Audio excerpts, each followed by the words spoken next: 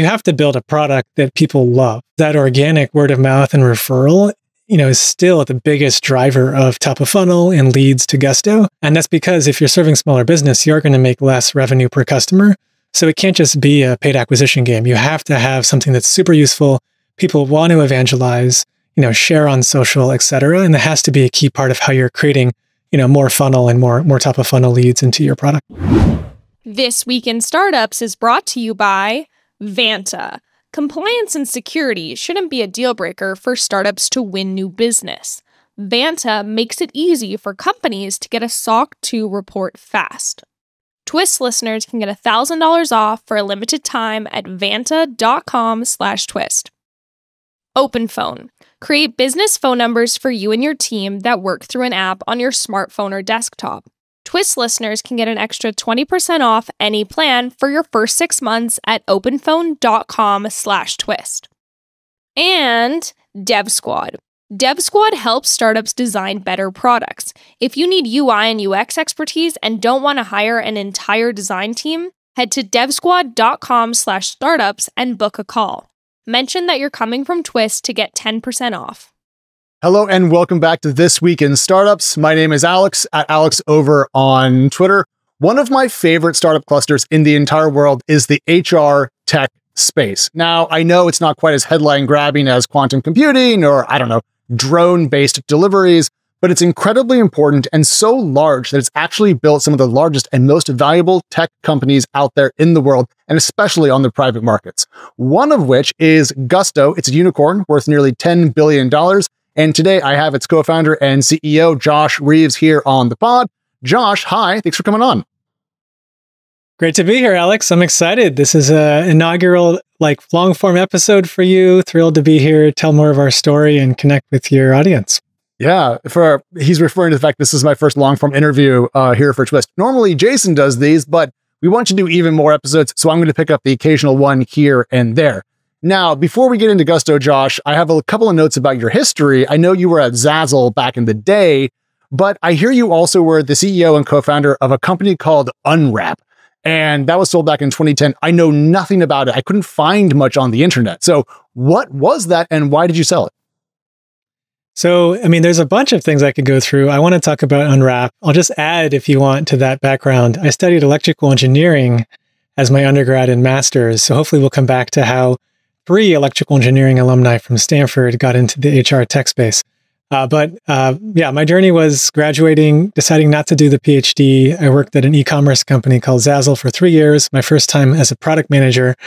And then it was in 2008 that I started a company with a friend. Facebook platform had just launched. This is when it was all web-centric and desktop-centric. So this is kind of still in the early days of mobile. You could build what were called Canvas apps. So kind of third-party developers for the first time being able to build into the kind of Facebook e-commerce or ecosystem rather. This is also what brought about companies like Zynga, if you remember back in the day. And so we were honestly just trying to build stuff. I would say kind of a very different approach than Gusto.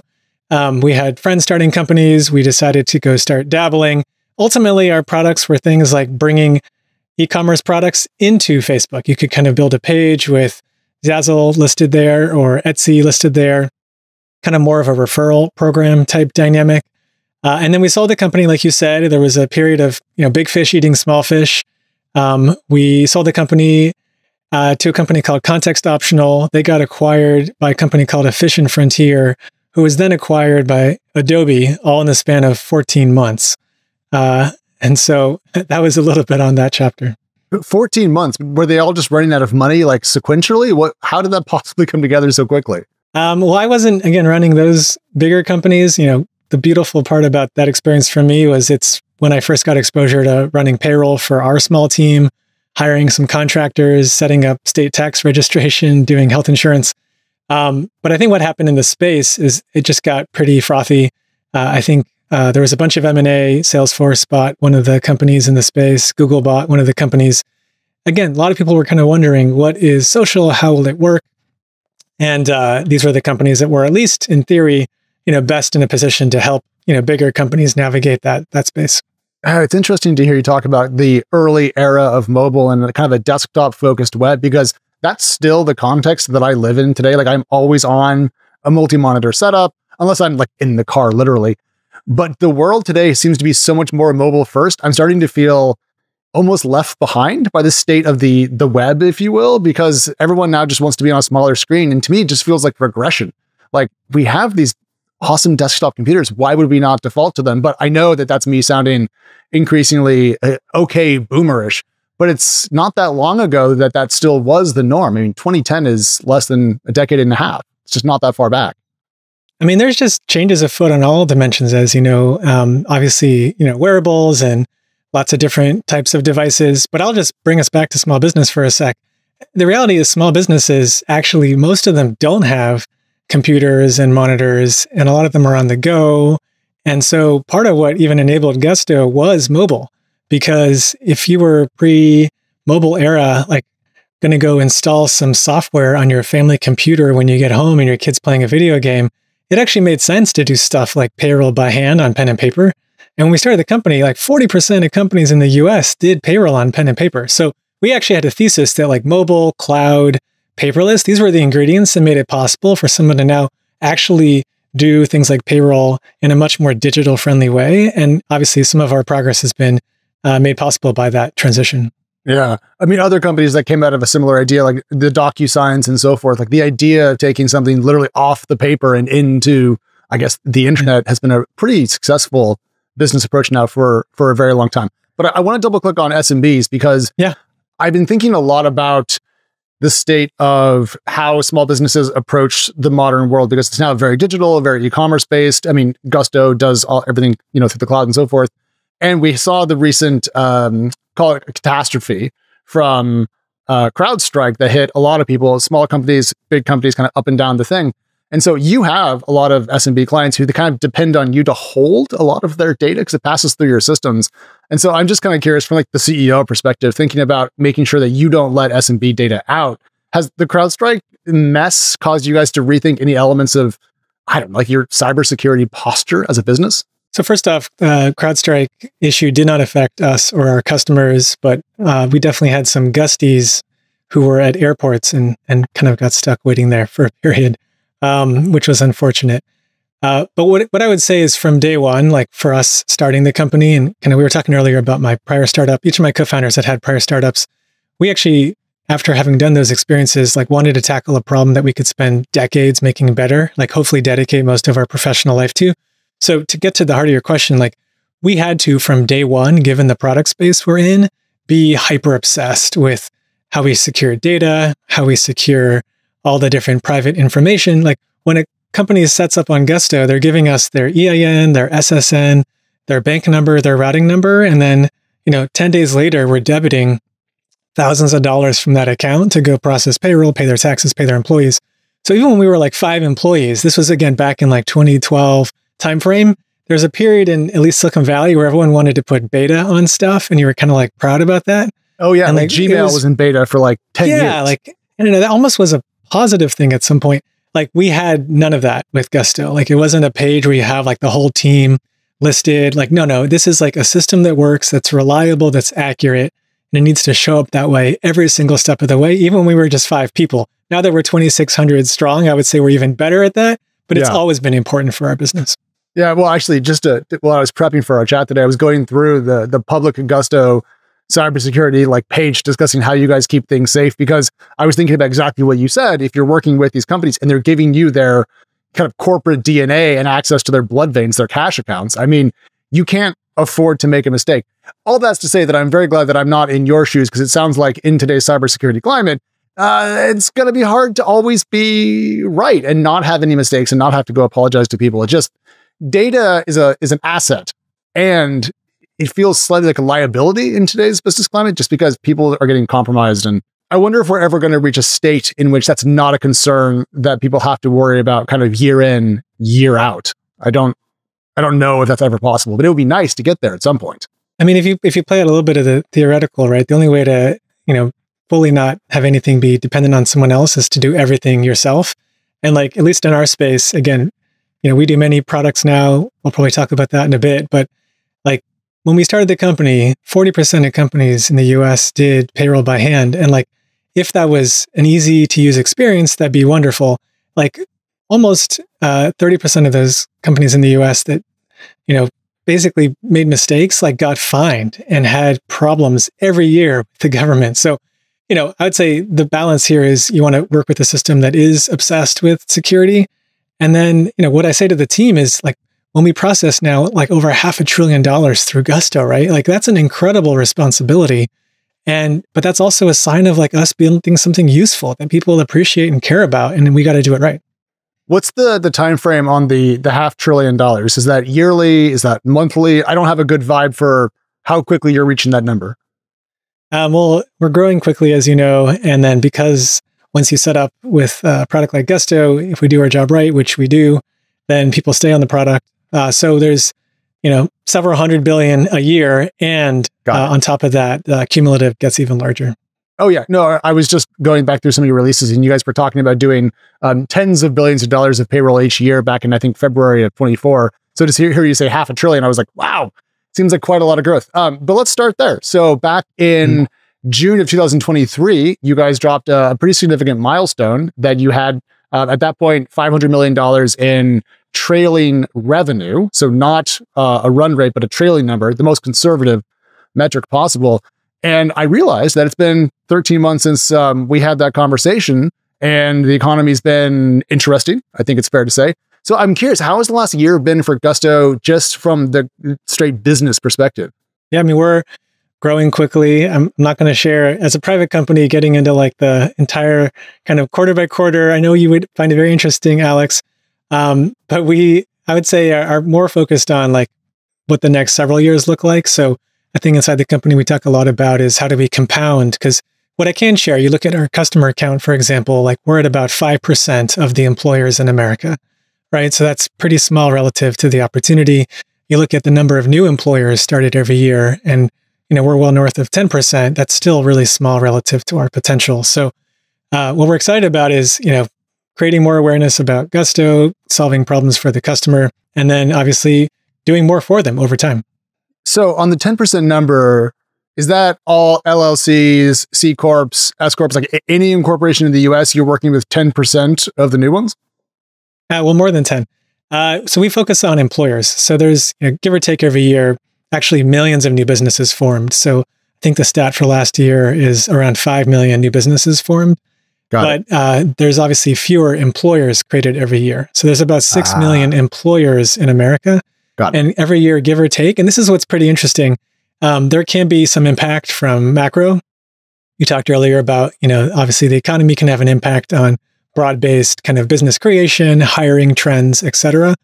But even at low points of the economic cycle over the last several decades, you still have, 300,000-400,000 new employers every year. And at the high points of those economic cycles, you have 500,000-600,000 new employers. So several 100,000 employers regardless. And that's kind of really special. We think that's part of like what makes the economy strong is that people starting new businesses, if something doesn't succeed, try the next business. And the stat that we also obsess over is only about half of those new employers make it to year 5 historically. We hope through our work, we actually start moving that needle and help companies survive longer. Listen, a strong sales team can make all the difference for a B2B startup. But if you're going to hire sharks, you need to let them hunt, and you can't slow them down with compliance hurdles like SOC 2. What is SOC 2? Well, any company that stores customer data in the cloud needs to be SOC 2 compliant. If you don't have your SOC 2 tight, your sales team can't close major deals. It's that simple. But thankfully, Vanta makes it really easy to get and renew your SOC 2 compliance. On average, Vanta customers are compliant in just 2 to 4 weeks. Without Vanta, it takes 3 to 5 months. Vanta can save you hundreds of hours of work and up to 85% on compliance costs. And Vanta does more than just SOC 2. They also automate up to 90% compliance for GDPR, HIPAA, and more. So here's your call to action. Stop slowing your sales team down and use Vanta. Get $1,000 off at vanta.com/twist. That's vanta.com/twist for $1,000 off your SOC 2. So I think a lot about kind of, North Star metrics for companies. And, of course, we talk a lot about revenue, employee count, customer count, and so forth. But I really like the idea of measuring Gusto's success kind of as what fraction of new employers are using it. And if you're over 10% now, I mean, how long does it take you to reach 20%? At which point it would be 1 in 5. We're making progress, Alex, is the quick of it. We obviously internally have lots of specific metrics and goals that we set. I mean, what I can share more as, again, a backdrop here is this is not a space that we entirely invented. You have other companies out there. And when you look at all those incumbents added up, it's about 50% market share. So there's still a huge percentage of companies in the US, like back to the topic we had previously, doing this on pen and paper. And so that's kind of what we obsess over, like small business. A lot of technologists, entrepreneurs, they get really excited about serving large companies, enterprise. I'm sure you've met many B2B SaaS companies that are all about scaling up to like the $1 million, $5 million contract. What I think is cool is that there's more and more companies out there like Shopify and Square and Toast and, obviously Intuit is kind of the original one and us included now that like really care about bringing great technology to small, medium-sized business. And in that segment, it's a lot of greenfield, right? It's a lot of folks that were basically doing it manually before and now are adopting cloud-based systems for the first time. If we had this chat a week earlier, I wouldn't have talked to the CEO of Huntress, which does cybersecurity for SMBs. And I was talking to him. I was very curious about how his company approaches the SMB market because it's famously high churn. Companies die, like you mentioned earlier, or they just run out of money or just cut back on services. They're often difficult clients. But what I learned from him is that they work a lot with managed service providers, or MSPs, and that essentially allows them to connect to one company that then has lots of SMBs on the other side. And he said, those are a bit more SaaS-like and they're a bit more stable and so forth. And I was thinking about Gusto and your work with embedded payroll, which you launched back in, correct me if I'm wrong, 2021. Yeah. Okay, cool. And yeah, some of the work behind the scenes got started way before that, but that was when we first announced it. Yeah, I remember that conversation. But I was curious if adding partners on the Gusto embedded payroll side is analogous to perhaps Huntress working with MSPs on getting their service out to more SMBs, essentially aggregating demand to single points that make it easier for you guys to scale, I suppose. So actually, there's 3 different parts of our kind of main go-to-market, Alex, and you just brought up embedded. The thing that's more analogous is actually our Gusto Pro, Gusto Accounting channel program. So let me talk about that a little bit, and then we can come back to direct, and hopefully that's helpful to any entrepreneurs out there who are looking to build, SaaS products for SMB. So it's actually back in 2013 that we went live with our Gusto accounting program. So today, over 17,000 accounting and bookkeeping firms are a part of the Gusto ecosystem. And the way that looks is these folks join our platform, and then they add their clients directly onto Gusto. So one accounting firm might add 10, 20, 50, 100 small businesses onto Gusto. And so that's what's, I think, analogous to the example you gave. And so that's been a really vibrant part of our go-to-market. What helped us, I guess, with having that conversation, because I think a lot of folks would, in theory, love to have channels like that, and it's obviously been a strength of ours, is you have to have a product that makes sense for that partner to bring up and talk about with their client. And in our case, payroll is what we started building from day one. It's the least optional part of the stack. The good thing for the accountant segment was it was actually something a lot of times they were forced to do themselves by hand for their clients as just a cost of like keeping that client. So when I said manual, like a lot of times it wasn't just the business owner doing payroll manually. It was the accounting firm or bookkeeper helping the business owner doing it manually. So when we started talking with them and said, hey, we can bring you a system that actually will save you a ton of time. You can get all the credit. Like say you brought this great product to the client. It'll build a tighter relationship between you and them. It actually gives the accounting firm the chance to go move up the stack, kind of do more higher value added services. It was music to their ears. And again, beneficial to us in terms of creating more awareness and adding more customers to our platform. Yeah. Okay. So then on the embedded side, because I thought that was going to be a good fit here, but it seems like I missed the mark a little bit. Embedded then is a way to let other companies kind of use Gusto technology inside of their service. So I suppose looking at the direct, the embedded, and then also the accounting partners, which is growing the fastest right now inside of Gusto? All are growing very, very quickly. I'll just give your listeners a little bit of context. You can have a favorite child, by the way. I know everyone says they love all their children the same, but I have 4 children, Alex. I mean, literally, I think you might, that's not a figurative thing. We have 4 kids, 5 and under. And they're all my favorites, frankly.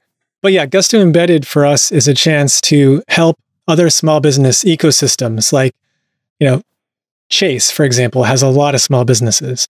You have a bunch of vertical SaaS players out there that have their, business in a box solution. And so for us, we really obsess over what's best for that small business and customer. And when we realized that all these partners had these small business customer bases, they were partnering with Gusto. It was kind of a referral relationship. What they really wanted was to have native payroll inside their product, but they did not want to build it from scratch. And that was basically the insight that led to Gusto Embedded. So you are right. Like, it does give us, in terms of how we do customer acquisition, once the partner is set up, once they've deployed the payroll product powered by Gusto, then, it really is them driving adoption, awareness, and attach. And for us, it is scaling nicely in terms of then, thousands of businesses being added through that avenue. And it's a much higher touch relationship, right? Like, going and signing a partnership like that is the definition of like enterprise sales, very high touch, kind of C-suite to C-suite engagement. But I'll also highlight on the direct front, like, that's been our bread and butter from the beginning. And like, I'm confident and excited that direct small business focused on new employer motion will get us to 1 million plus SMBs in the coming years. And we haven't talked about that too much, but the key for that kind of go-to-market to work is actually, proving out. It's always a big segment in SMB or small business, but you have to have good CAC payback. You have to have good unit economics. You have to have good gross margin. And if you can execute that well and prove, like, right through the net dollar retention, through your cohort performance, they're like, yes, companies join, some will shut down, but others grow bigger, and they also might use more of your product suite. Then you can actually have a great business in that segment. And again, it's not just us. Several other companies, I think, have proven you can have a great business in small biz land. So if you're selling to SMBs and you're doing it via a direct channel, putting aside the other things, so long as you have a multi-product setup such that you can have relatively strong long-term net dollar retention for companies that survive, you can afford to have kind of higher gross churn from SMBs, and it offsets because the other ones are growing so quickly. That actually makes a lot of sense to me. But given that, there's one more ingredient. There's one more key ingredient. Yeah. I mean, the one more big key ingredient I kind of skipped through really fast is like, you have to build a product that people love, because that organic word of mouth and referral, is still the biggest driver of top of funnel and leads to Gusto. And that's because if you're serving smaller business, you're going to make less revenue per customer. So it can't just be a paid acquisition game. You have to have something that's super useful. People want to evangelize, share on social, et cetera. And that has to be a key part of how you're creating, more funnel and more top of funnel leads into your product.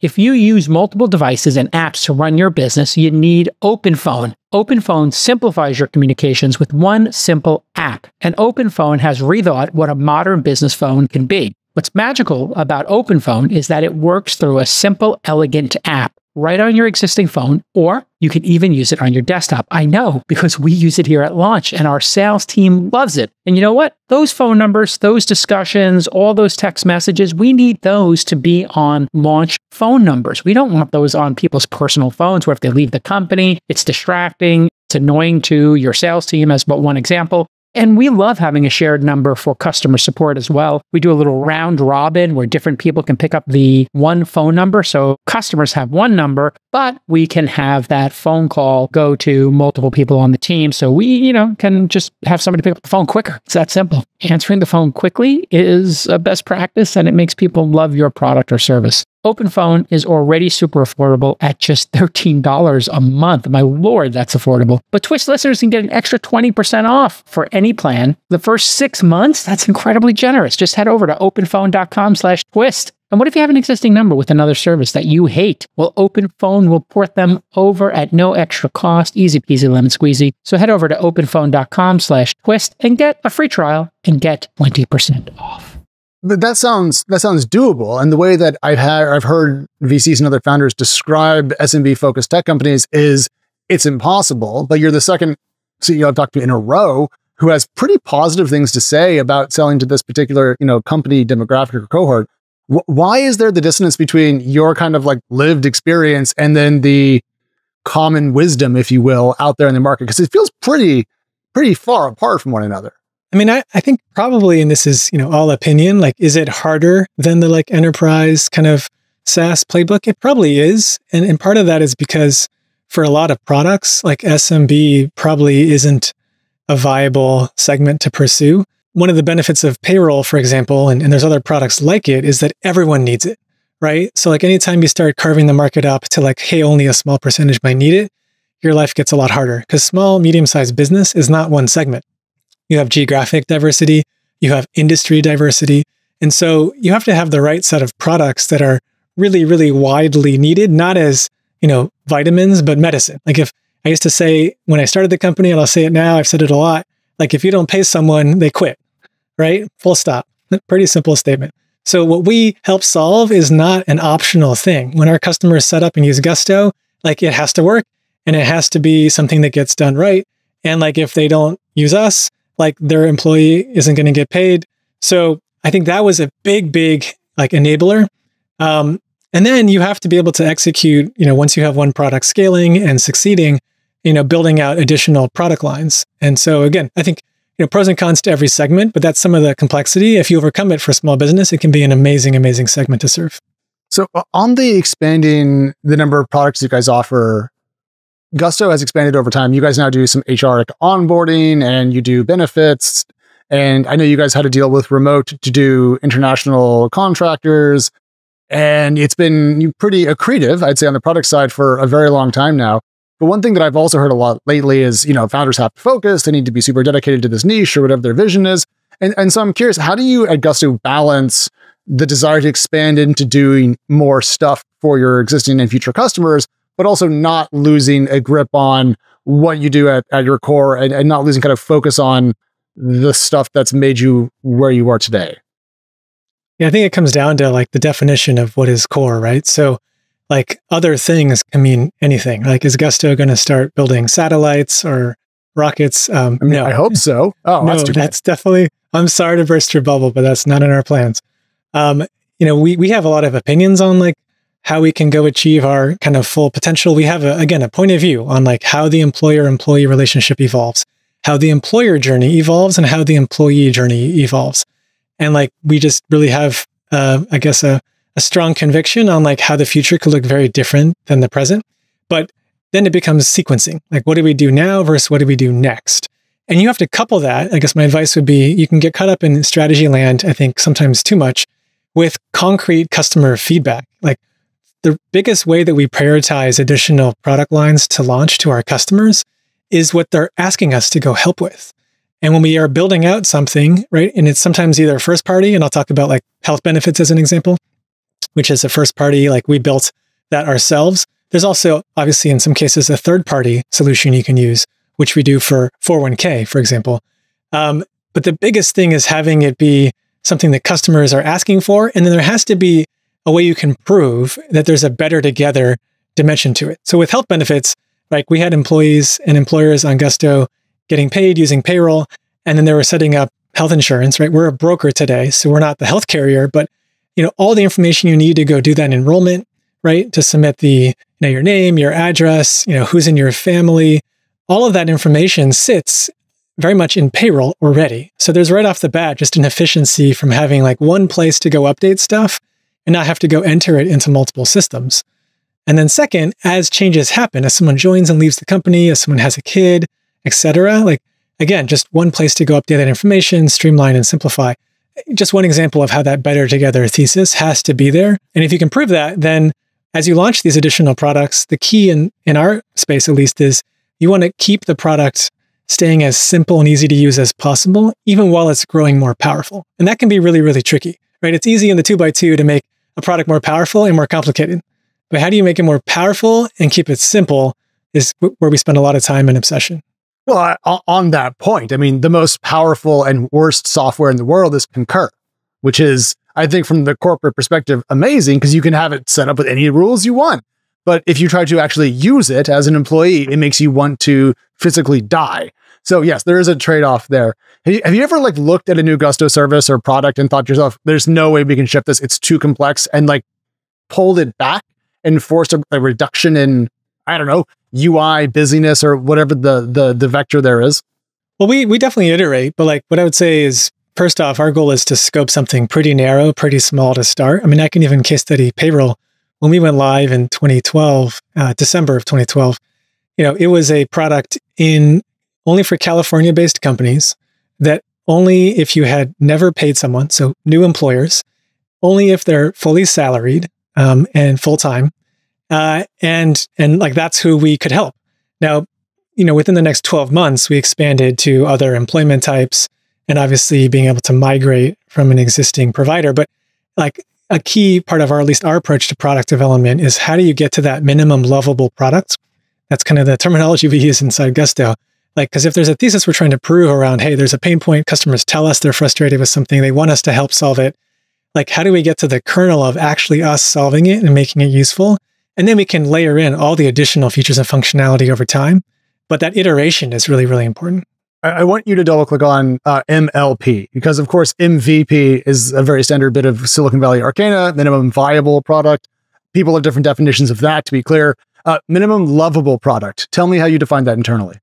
Yeah. So for us, I mean, the reason why we have that framing and how we ultimately then, how it shows up in our business model, we kind of talked a little bit earlier, but like with small business, these are, first off, really, really busy people, right? Like they don't have large departments or staffs. They're kind of wearing 20 hats is our mental model.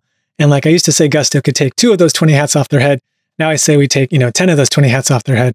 But like they have to have something that's easy, intuitive, simple to use. And so that's part of why scoping and simplifying matters so much. That's the minimum piece of it. And then lovable, it's I think easy in product software land to kind of build incremental features and functionality.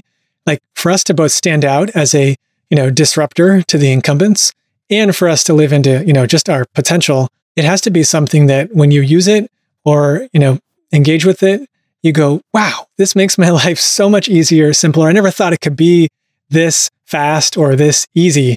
And that's the lovable piece. It doesn't have to be comprehensive yet. It doesn't have to check every single checkbox, right? But if you get that moment of someone going, wow, I'm so grateful. Like, thank you. This is amazing. I can't imagine what I did before. I forget what I did before. I'm going to use this now. This is what I'm going to use going forward. And I'm going to tell my friends about it. That's the lovable piece that we find really important. And then again, there's the iteration to kind of keep adding additional functionality as needed. But it's what's key to our whole growth model, right? In small business land, you have to build products people love. And I actually like that. I would argue it would be great if in every segment you had to build products people love, because that would create a little bit more accountability. Like the most loved products are the most successful companies. That's not always the case in other segments, but in small business land, that's a necessity. In fact, I think it's actually kind of the inverse, because if you think about giants like, and Josh is not saying this, I am. So if there's any hate mail, let it come my way. But like, your SAPs, your Oracles, these are not companies that are famous for being cuddly with their customers, you might say, or having user interfaces that are modern and slick and easy to grasp, if that's fair. So I agree with you, but I think the SMBs then almost sound a little bit more like consumers in the way we think of like B2C. Like it has to be approachable, easy. It has to have an element of virality to it. So is selling to SMBs as a business kind of like the B2B equivalent of B2C in that case? I mean, I think it shows up a lot in talent. So when I think about the team and the talent, how much we weight things like UX, UI, is that just the role of our design teams, or does everyone involved in product development have to have empathy, connect to the customer, meet with them, interview with them? Like we do, sessions with our leadership team across down to every part of the organization to make sure that that customer proximity is very, very clear and evident. I'm not sure that matters quite as much in an enterprise setting. But I have an anecdote I can share, maybe to add to your commentary, and we'll see. Hopefully this doesn't drive too much flame, but it is what it is. It's my opinion. But I when I was an undergrad at Stanford, I kind of was just a very curious person. I'm still a curious person, but for some reason I was meeting with like the registrar and like understanding better like what software stack they use. And so I was like talking to the person there about how they were migrating at that point. This is 20 years ago plus, from like a bunch of native, homegrown, disparate, siloed products to PeopleSoft. If you remember, a product that no longer exists. So maybe that's a little bit simpler. And they said that it's going to take 2 years to deploy, and by year 4 it'll be ROI positive. Was like the theory. And I remember thinking, I'm like a 19-year-old kid. I built software for fun, like not in a business context, but it just didn't like compute for me. I'm like, why would software take 2 years to deploy, and why would it not be actually helping till year 4 somehow? And I think there's just, here's a little bit of my diatribe. Like software, I love software. Software is there in its ideal form to give people superpowers, right? Like that's what software can and should be. And when instead it's like people learning how to use the software, like when I see books on how to use software, or people, God bless them, like on LinkedIn saying I'm amazing at using this thing and I took this certification class, like it bothers me, because software should just give you superpowers, make your life better, easier. And a lot of software doesn't do that, frankly. So, we're doing what we can at Gusto, but I hope others, there's a lot of other companies, obviously, that believe in this philosophy too. And yes, you could argue it's a little bit of like a consumer tech philosophy, because in consumer, if you don't build a great product, nothing works. No one will use it. You don't grow at all. But like, why doesn't that same mindset exist in enterprise? Like, I think it's definitely been key to our success. And I would argue more companies approaching it that way, will also benefit. Hey, startups, does your product need a facelift? Well, a lot of companies get up and running quickly, and that's part of the idea here in Silicon Valley and in startup land. But hey, the design suffers. Maybe you got flawed UI, the UX decisions were made in a rush, and that can be the difference between product market fit and not getting product market fit, or weak product market fit, medium product market fit, or strong product market fit. Well, here's the good news. DevSquad's asynchronous design squad is here to help you.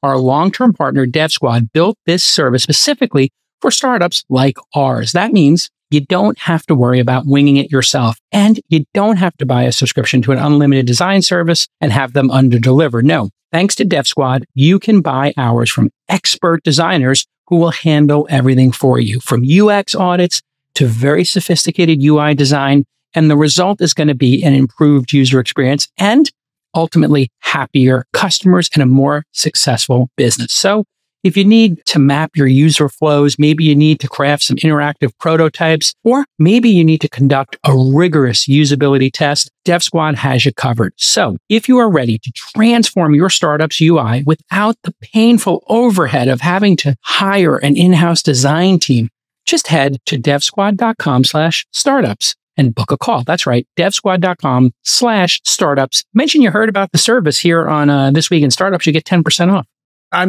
Just to answer your question, you're selling in the direct model. Like if I'm making Alex Inc. as SMB and I have 2 employees and I want to use Gusto, you're selling to me, the person who owns the company. But if you sell an enterprise contract to Hewlett Packard Enterprise for, 10,000 Slack seats, the actual end user is never going to be in that conversation. They're not going to be in the implementation, the timing, the selection, the product, nothing. And so they're never going to have a say. And that's why I think you can get away with lackluster products. But it sounds like because you guys have to go out there and sell to individual business owners, it has to be good. And that's where the virality and kind of people willing to talk about your product comes into play, because if it's not good, not easy to use, they're going to go tell their friends, I tried Gusto, I didn't like it. You shouldn't use it. So there can be a negative virality element to going direct to SMBs as well. I call that accountability. And I think it's actually a good thing, right? Like, and if you have an aligned business model, right? Like it comes down to business model too. We haven't talked too much about business model, but like our business model is pretty straightforward. A lot of companies have it. It's a subscription-based business model, based on how many employees are in the company, getting paid by Gusto, for example, and also how many different products from Gusto that company is using, whether they've adopted benefits or whether they've adopted time tracking or 401k, et cetera. That's how we basically make more or less revenue from that company. And it's a monthly billing process. So if we do our job right, they're evangelizing, they're trusting us more as they have more needs, they use more of Gusto. And if we do our job poorly, they're frustrated and they might churn. And that's a feedback loop that we obsess over, right? There's the unpreventable churn and the preventable churn. Unpreventable is folks going out of business. Long-term, we want to move that needle, but the preventable churn is where we can be obsessed. We've had great stats on that at Gusto historically. We want to keep it that way. But that's another good feedback loop if you're serving a small business to make sure you're building a healthy long-term company. So I'm kind of curious, how much money, or maybe the right phrase is like, how much of your sales and marketing budget goes to essentially talking to SMBs, evangelizing to them, and maybe even helping them evangelize for you? Because I think this is a bigger component of how you approach the market than I thought. And so I'd love to learn more about how you guys think about that from a kind of a top level Gusto perspective. Yeah, a little bit on like go-to-market and like top of funnel. Yeah. So I'll go a little bit through history because I know there's probably some listeners that are earlier stage companies. So maybe one thing that's interesting to share, when we went live in December of 2012, like we knew we had to prove out that we had built a good, useful product, not just because like that's what we wanted to, and that's like how we think of like good software working, but it was necessary for the business model because, we knew that organic is what, it's called, but most people call like this category of word of mouth, referral, content, et cetera, organic growth, had to be kind of a key component to our go-to-market. And so we actually didn't do any paid acquisition for the first 12 months or so. And that's because it's actually, I think, quite easy when you're just early launching a product to start throwing money at growth. And like, it's very easy to turn $5 into $1, right? Like really simple, really easy. Anyone can do it, trust me. And it's, maybe sometimes, useful on the edge case, but if it becomes a primary way of growing, that to me is gambling, not company building, right? It's kind of the gambling process of like having either bad gross margin or bad CAC in terms of customer acquisition cost, and like thinking somehow at scale you can fix it. Like especially in our business and small business land and SaaS, like you want to have for anything that you're going to be scaling really good unit economics. And so, the kernel starts with organic, but then you can programatize stuff, right? So like content, for example, like content like us producing blog posts, articles, doing bylines. It turns out, not surprisingly, small businesses are on their own and they're desperate for help and they're Googling all the time for things they need help with. And like, if you can create content that helps them, first, that's just useful to them. But second, it creates awareness for your brand at, Gusto, or at that point, Zen Payroll was at the top of the page. So content was an important piece of it. And then after a year, we started layering in paid acquisition. So that's things like buying keywords on Google, doing various forms of like ad retargeting or social advertising. And even in the last year or two, we've only started, 10 plus years in, dabbling in some more brand-centric work. So we think of it as a portfolio. There's no silver bullet. Maybe in enterprise land, there are silver bullets in terms of like going to the right conference, having the right salesperson, closing the 5 deals, and you're good. Like in our world, it's a portfolio of activities that basically drive more awareness. And then once someone is, in our experience, giving them the best possible onboarding setup, conversion moment, so they can then start, using the product, benefiting from it, and then paying us, is something that a separate team inside Gusto obsesses over. So on the blogging point and the organic point, the reason why I kicked off with a question about cybersecurity is I was reading the Gusto blog, again, prepping for our chat today, and there was a piece by a woman who was discussing, how to respond to the CrowdStrike issue if you are an SMB, and it hit me that, a lot of SMBs probably were just going, does this matter to me? Does this impact me? Should I be afraid? And so that's kind of where that came to be. But the organic side of things, back when Gusto was starting off, back in the, 2012, 2013s, was different because search was different. And I think reaching an audience via organic channels was just much easier, be it for a news publication or, a software company.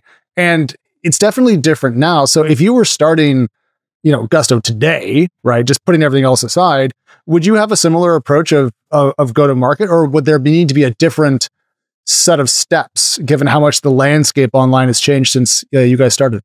Yeah, I would definitely start, with like build something useful, solve the pain point, have customers love it. I think that has to be the nucleus. In terms of the different portfolio of programs, I guess like getting to having multiple irons in the fire, same approach. Would I do sequencing different? Perhaps. There's still a lot of folks out there that are like confused, frustrated. Like this is a big part of our philosophy in serving small business. Like these are people that started companies for generally like very noble reasons. Like they wanted to go help their community. They wanted to create a livelihood for their family. Like no one made them generally start a small business. Like it's a labor of love, right? Like my co-founders grew up, their parents being small business owners. My mother-in-law like helped do payroll for small businesses. Anyone here probably listening has either a family or a friend, I guarantee you, or someone you see when you go to the coffee shop nearby that is a small business. And so one of the big philosophies we had at Gusto, this is kind of getting perhaps part to your question, is like, this cannot be just a transactional tool, right? Like if software is there to give you superpowers, like how should we ultimately, what's our relationship with you as Gusto? And the framing we keep always coming back to is we're here as a partner and we should be ultimately an opinionated partner. Like if you think about the analogy, you go to a supermarket, is our job to show you like the right row or aisle to go to and then give you like 20 types of ketchup to choose? That's not actually helpful. Maybe it's better than like nothing, but it's still overwhelming to have so many choices. And like if anytime someone's using Gusto and has to go Google what to go do, that's a failure on our part. Like our goal is to actually surface proactively these different pieces of context and or automate something so that the outcome is it is easier to be an entrepreneur. Like if I think about one big goal we have as a company, it's how do we enable more entrepreneurship, not just in the US, but also around the world eventually. Yeah. we'll get back to that international point in a second, but I have to push back on your 20 types of ketchup thing, because I recently went to the local bodega and they had like 48 different types of Red Bull. And I thought it was a triumph of capitalism that I can sit there and drink, like summer only flavors of my favorite way to kill myself. And, I think under a non-capitalist society, there'd be one energy drink. So I think 20 types of ketchup is a win. I don't think I want to try them all, but I'm glad that they exist because, God, I love choice. And I'm using that as a segue to talk about competition, because you guys have scaled alongside some other companies in your loose space, your Ripplings, your remotes, your deals. And I know there's bits of overlap that are different with each company. But one thing that struck me is just how big of a market you're growing inside of, because it seems that there's several players that you could call competitors to Gusto, and you're all growing pretty quickly. And I'm just kind of curious what the lesson there is. Is it just that markets are bigger than people might expect until they get into them? Is it that, the digital transformation has now come to fruition and therefore there's just almost like an endless green field of companies to sell into, both SMB and mid-market? I'm just shocked that you're doing as well as you are and other companies that are competing with you are as well. So how do you think about the size of the market? Yeah, I mean, I think I'll share in the context of Gusto and the market we're in, but there's probably some lessons here for entrepreneurs thinking of other markets. Yeah. Like, people talk about TAM and market size. Like, I would just argue that the space we're in is one of the foundational kind of segments of like how society functions. What do I mean by that? So I'm making a big assumption that, capitalism is the framework for how, an economy functions. In a capitalist structure, you have currency, you have money, you have the concept of work, you have government that needs to be funded, you have the concept of taxes, right? Just like really building block centric here, starting very basic. Yeah. The basic right? Legos at the bottom, Right? Like the basic building blocks here are like people working, right? Then they have to get paid something in some form. They have to then be able to use the thing, right, called currency to go like buy other stuff, whether it's a home or food in that shopping store, maybe all the Red Bull, maybe they buy all the Red Bull that you were talking about earlier. Maybe they have a big family. And so when you think about what we're doing, right? Like first off, just start on the payroll front of that. The economy flows through payroll, right? You have to earn money before you spend it, right? So payroll is a very foundational, pain point or job to be done if you're familiar with that framework, right? Like we actually directly engage with the employer, the employee, and the government. And these are local, state, federal tax agencies, right? And there's not just the payment processing piece of it, but all the different filings and documents and compliance that has to be done right, gives peace of mind to the employer employee, but also, obviously helps government, get the information they need. And so I think part of it is just literally how foundational this pain point is. Maybe people didn't think about it enough or realize, but like this is something that ultimately every single company in the world has a need for. And then the question is, who's solving it? And like you mentioned some of the more newer folks to the space, like ADP is $100 billion company, right? Like, it's easy to overlook some of the incumbents. And then on top of that, maybe it would be different if it was a highly concentrated market. It is a highly fragmented market. And you have, especially at small business land, a huge amount of evergreen in terms of folks on pen and paper, where I am convinced to my very core, like that entire segment will eventually be on a digital product. It just is a better, easier, more cost-effective, less error-prone. Like there's nothing better about doing payroll on pen and paper, trust me. And so, that's just payroll. You connect that then to like healthcare, which is also, I would argue, a pretty foundational pain point. And you think about that evolving employer-employee connection.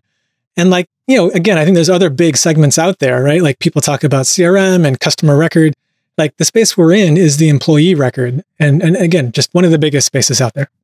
Thinking about our talk earlier about when to add products, your comments about helping entrepreneurship flourish, and then what you just said, I'm kind of curious if there's a next or future chapter in Gusto's history, if you will, in which you get a bit more into fintech. Because what is the biggest expense in most companies? It's payroll. They also do other expenses, other payments from already linked accounts.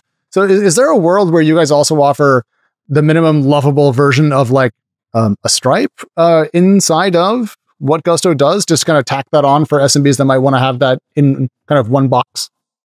I mean, right in front of me, I have the document that's like our next 3-year roadmap. Is that what you're asking? Yeah, if you don't just hold it up to the camera. Hold it up. Yeah. I would say, I mean, I'm trying to be helpful here because a lot of the things we're executing on, obviously, are really excited to announce, but we have a philosophy, tongue in cheek here, Alex, but this is a real philosophy. Like, again, our due north, why we started this company, why we hope to build it for many decades is like serve and solve pain for these, small, medium-sized businesses, their teams, their employees. Like, whenever we announce something, like I want it to be real and I want it to be something I can have a small business start using. Otherwise, I'm just talking about myself. And like, that's actually not useful or helpful, I'd argue. Like things we can prove and show that actually customers can go benefit from is like where, frankly, I spend much more of my time. But I will say, like from a framework lens, we do have like lots of additional pain points we hope to help customers with. And, it's not just in the context of people-centric topics, but any approach we're going to take is going to be based on customers clearly having a pain point, us having a thesis on how we can solve it, and then doing it. I should have asked, are your customers asking for a payment solution that you might build for them in the future and then flip it around on you? No, but I think the way you answer that, it brings up something that I wanted to touch on because, and I'm going to dance around this very delicately. There has been an increasing level of stridency, you might say, in certain intra-technology and startup conversations. People with loud voices saying loud things, both about product and about non-technology topics. And what you just said was, I don't want to get over my skis. I don't want to talk about it until I have it. I don't want to, I don't want to blow hot air. And your approach has always been like this, as long as I've known you. And it now seems to be at even sharper contrast to what some of your peers are doing in the public sphere. And I'm kind of curious why it seems that the other side of the coin has gone as loud as they have, while you have stayed as quiet. And I'm curious if you have any insight into what the hell's going on with other founders. Yeah, I think there's maybe like an audience way to talk about this. So trust me, inside Gusto, when we do 3-year planning cycles and when we talk about our 10-year vision, we have a whole bunch of really, I'd say, big stakes in the ground and like deep, ambitious goals related to how we can go solve more pain for our customers, live into our potential as an outcome, be a much larger, more valuable company if, again, we can execute into that potential. So internal is one audience. I think you're talking more about external. I'd say external even breaks down into a couple different buckets. I anchor a lot on small businesses, right? Like a small business owner in like Oklahoma who like needs to set up healthcare or needs to set up payroll or needs to set up time tracking or what have you, like doesn't care about Silicon Valley companies talking about Silicon Valley companies. They want to know who can help them right now and make their life easier. So that's kind of where I'm always going to anchor. If you're now talking more about like kind of the Silicon Valley gossip, kind of community connection space, yes, I've never really drawn energy from engaging in those conversations. I'd much rather go build a great product, go serve lots more customers, win higher market share. We're a pretty competitive bunch at Gusto, don't get me wrong. But like what we control, what we can go influence to go actually win and be a bigger market player is, what we built, right? And how we serve. And that's just where we frankly spend most of our time. So essentially, the point here is if you have customer centricity in how you talk outside of a company, you're not going to end up in a multi-part Twitter fight with other people. I think that's a pretty good point that founders might want to pay attention to. Maybe I'm missing something, but I don't know how that helps that company in Oklahoma who needs healthcare. But I know how I could help them by like hiring another person to our sales team or adding a few more engineers to our benefits team and like actually building even better product for them. Well, just honestly, one nice thing when I was just getting ready to talk to you was how I put kind of all the other stuff aside. I don't have to ask you about, what your personal super PAC is going to be doing because you haven't said jack about it. This actually feels kind of like an old school, kind of like technology conversation about business and what we're doing versus the kind of cause célèbre of the moment, which is the collision of technology and politics. And I don't think it's helping founders to see their backers and often leaders. Like you mentioned Shopify, its CEO has thoughts that they share sometimes. And I just wonder who the audience really is for, back to your point, if it's for their friends or if it's for they're companies, and it doesn't seem to be super business focused, and therefore it seems honestly very distracting to getting work done, and a mistake. If I'm being totally honest, just thinking out loud. Yeah, I mean, I think, again, we can be a case study. If folks resonate with this approach, philosophy, wonderful. If folks don't, there are many ways and reasons to start a business. I'm not saying that our approach is the only one, but I just really believe companies don't exist for their own benefit. And like founders, we don't start companies to be founders. Like companies exist to serve and solve the customer. And like founders start a company because they're so obsessed with solving that pain that they had to start a company to go do it. That's just, I guess, what I believe to my core and has been a big part of the Gusto story from day one. And we've tried to hire people that share that philosophy. So, like, to be clear, we have a lot of things that we care about. It's all in the context of like how small businesses grow, develop, how their teams evolve, how that employer-employee relationship gets strengthened, improves, like how and when people decide to promote someone, like what should they be paid? Like, we're not going to tell you that, but we want to equip you with the tools to be more thoughtful and intentional about that. Because otherwise, the small business owner is just Googling it, right? And being like, what should I do? And that's not the right solution. The right solution here is them actually being more informed and equipped, like with some of the stuff big companies have had. Like, we're not trying to bring that enterprise tech dynamic to small business because you already highlighted some of the flaws in it. But the reality is big companies have had access to much better, awesome, powerful technology than small companies have had. And we're trying to right that balance a bit. Yeah. Thinking about the average SMB customer out there, how quickly is their IT or software spend growing? I hear a lot about the enterprise IT budget, but very little about kind of the SMB world. So from your perspective, what's the rate of change there? Oh, I mean, I think different cuts on different costs, but like high level. I mean, one thing I just saw yesterday, I think businesses spent over $40 billion on just compliance pain points alone last year. And that's only one part of what we're trying to help with. So like, it's not getting easier, right? You think about all the different rules and regulations, you think about all the different hoops and hurdles folks have to jump through. We have a role to play to try to bring the voice of small business to policy, right? We have like a strong, amazing team of one that's in DC that's trying to bring data to these conversations. Because a lot of times policy gets created, maybe with hopefully good intent, but like without the right data, it can actually lead to a bad outcome. But yeah, lots and lots of pain points around compliance, pain points around healthcare, pain points around the part of hiring in more locations. We talked about international briefly, but like, you can now hire with Gusto if you want to hire a contractor in over 100 countries, and obviously in all 50 states. That actually, sounds simple, like would have been really hard 10, 20 years ago, and a business owner would have had none of that flexibility. And yeah, working with our partner Remote, we're also enabling EOR hiring. So being able to hire employees in other countries, if that's right for your business. The whole point here is to give more and more of these tools that big companies have had to small businesses, so they can then do what's right for their business. And again, that's a big opportunity.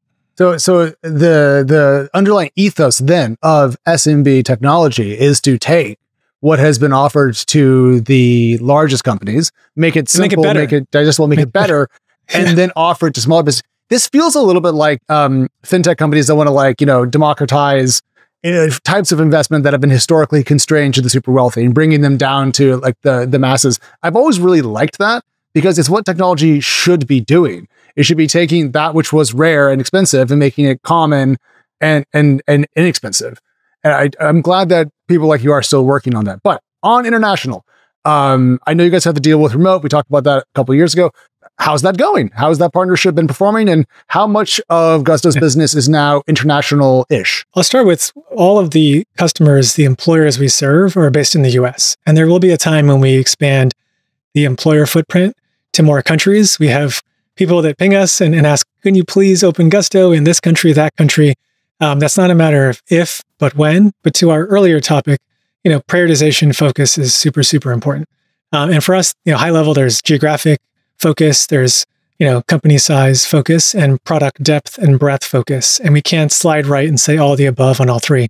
We have to have a sequencing. Now, in terms of what is available for those companies in the US, if they want to hire contractors, it's in over 100 countries. That's been growing really quickly. And again, it's just a dead simple experience. You're hiring someone, we just ask you where they are, right? It's not a whole separate flow. It's not a whole separate application or website.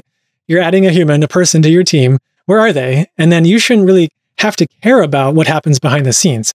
And actually, the irony is like opening a company in a state and then hiring in another state itself. Like the US is more like 50 countries than 50 states, or one country rather, because of the local state compliance rules and regulations. So like even multi-state had a huge acceleration with the pandemic and companies being able to pull small businesses, employees in more locations. And then, from an employer of record standpoint, I think we're now in over 5 countries. And the cool thing is remote already is in 75 countries. So there's going to be a steady drumbeat of expanding the countries there. But again, the main value here is you're a small business owner, like you're adding someone to your team. You should not have to care about or know all the details of what happens behind the scenes. That's our job to abstract it from you. Okay. Do you guys end up in competition with remote to some degree? Because it sounds like you have big plans to expand your own footprint internationally as an EOR. Does that mean you eventually outgrow the remote deal and become frenemies down the road? Well, I think there's always a ecosystem component to these conversations. I mean, I'll ground us in like even working with Chase on Gusto embedded payroll, right? Like we're really excited to have them launch a payroll product powered by Gusto. If you're a small business inside that ecosystem, that could be the right product for you. So there is some overlap by having these different strategies in place. What I really believe and what's been shown so far is that what we're doing is just giving Gusto the chance to serve many, many millions more businesses. And so like, I'm very excited by, our direct offering, the gusto.com and, native app, mobile, people platform experience that's growing and has huge potential to keep expanding for all the reasons we've been discussing. I'm excited about embedded and how that will bring us to more companies who will be a part of the broader Gusto ecosystem. I think at the stage and scale we're at, and this isn't a unique dynamic to Gusto, having just multiple ways to reach small businesses and multiple products to help serve them is actually a really good thing to be in the position of versus just one product, one go-to-market as kind of our entire way of scaling the company. Oh, I just realized that, earlier talking about your go-to-market strategy and doing kind of now some brand advertising, that means you can finally do silly things like sponsor sports teams. Nice. That's going to be a fun place to be. You should pick up like a couple of WNBA teams, a couple of NWSL teams, brought to you by Gusto. I can see it now. Fantastic. I mean, I'll tell you this, if the data shows there's a meaningful small business audience that connects to those different concepts and that this would enable us to build a tighter relationship with them, yes, you won't see or hear me doing stuff like that for ego reasons because I couldn't care less about me. I want to go to your house and I want to like pour 3 shots of tequila in you and then like just like have you make a slightly silly decision because you're and this is a compliment, like hyper rational is how it feels right now listening to this. Like if I was in your shoes and I had been disciplined for, 12, 13 years now, I would definitely splash out on like the New York Liberty or something just because hey, let off some steam, Fine. How I let off steam. I like letting off steam by going running, if that helps. It also is a double win. Yesterday I fit 3 kids in the single stroller. So it's also a win when it comes to childcare. Oh, we just bought our first double stroller and it's terrifying. All right. I have just a couple of last tiny ones and then we're out of here. So June 23, you said that the company was probably going to reach free cash flow positivity in the next couple of quarters. It's been 4. Did you make it? Yeah, we've had several quarters of free cash flow. And again, we think that's for a scale that we're at, what it means to be running a good business. Yep. Rest assured, we're excited to be reinvesting that cash flow into new product development, into engineering hiring, into our go-to-market engines, because we're still small in terms of our market share relative to what we believe is possible. All right. And then last question, and I promise I'll let you go. Why does everyone now want to wait until they reach $1 billion in ARR to go public? No judgment. I'm just curious. I can't speak on behalf of others. I mean, I can just tell you it's not as simple as a binary formula. But what I can tell you is, we're going to be building Gusto for many, many decades. That means at some point we will be a public company. I also think a lot of stuff that companies wait to do until they're public, really big at scale private companies should be doing already. So I know that's not directly answering your question, but we'll just say again, I'll quote actually a story from another CEO. When Gusto goes public, I'll treat it like our high school graduation. The rest of our life happens after. It'll be a milestone. We'll celebrate it. And what gives me joy, and this kind of gets to the heart of your rational statement earlier, is helping people. My parents are both teachers. My dad was a high school teacher. My mom was an elementary school teacher.